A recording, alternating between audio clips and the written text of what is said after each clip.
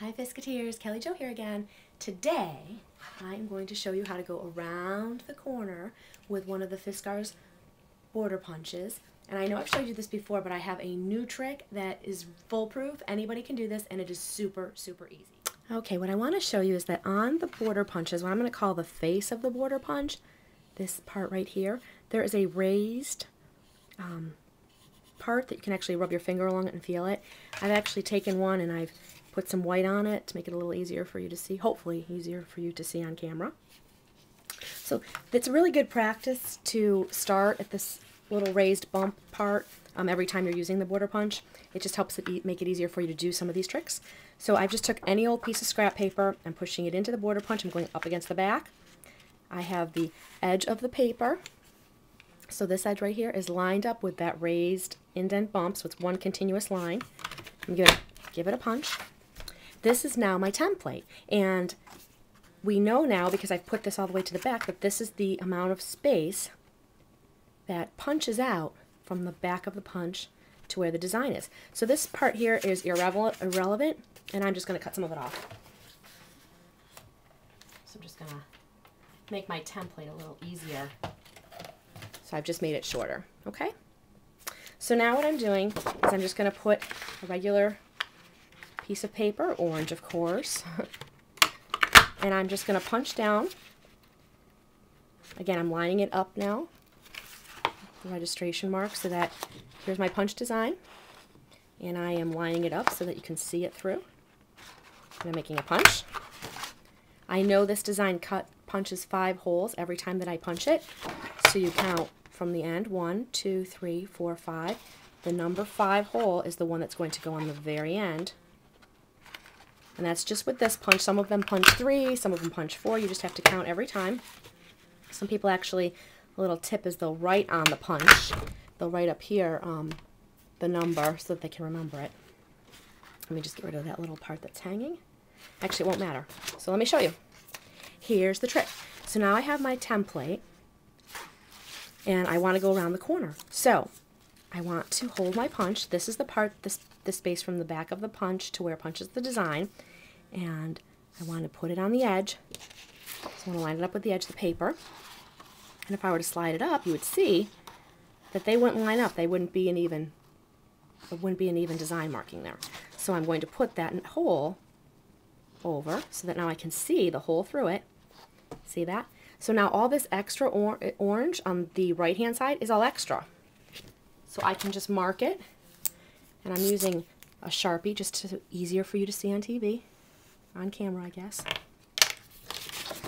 So that's all extra paper. I don't need that anymore. So I'm going to take my paper cutter, line it up.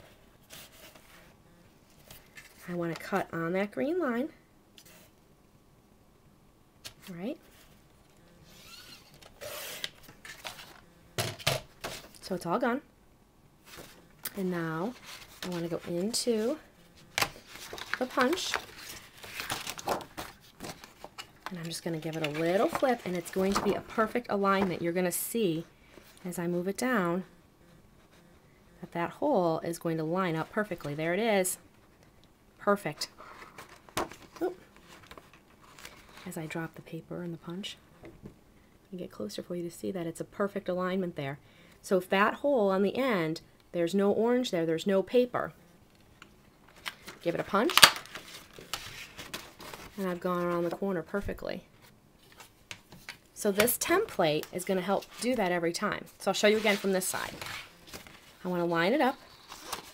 Now if say the last hole here, actually this is a good example. So the hole, I've lined it up so the holes are together. You can see with the marker, you can see through that. Well, if I show you on this side, it's just a hair too short. The white is overlapping the orange, so they won't line up perfectly. So I'm going to have to back it up 1 hole. So I come back to this hole, and again, now it's perfect. I can mark it.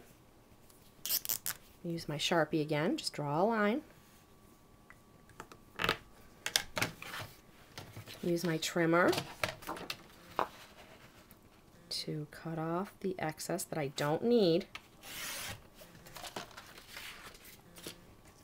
So now the space from that hole to the edge of the paper, it's perfect again. I can go right back in and flip it over. And I'm sliding it so I can see it. There's my hole. There it is. Yay, so exciting. Perfect. So I can continue down both sides and I will have a perfectly piece of paper with all 4 corners done with the threading water punch.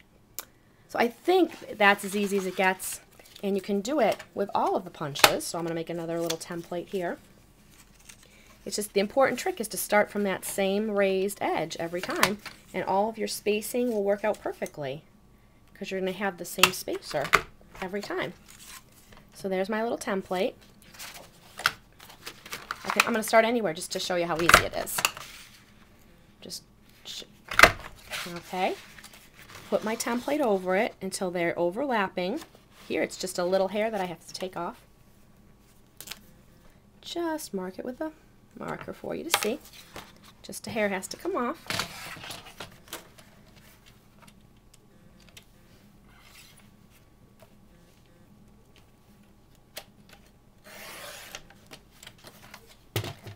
I'm going to go right back in.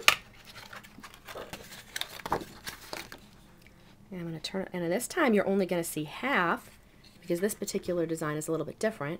The apron lace punch is only going to show me half, but it's perfect every time.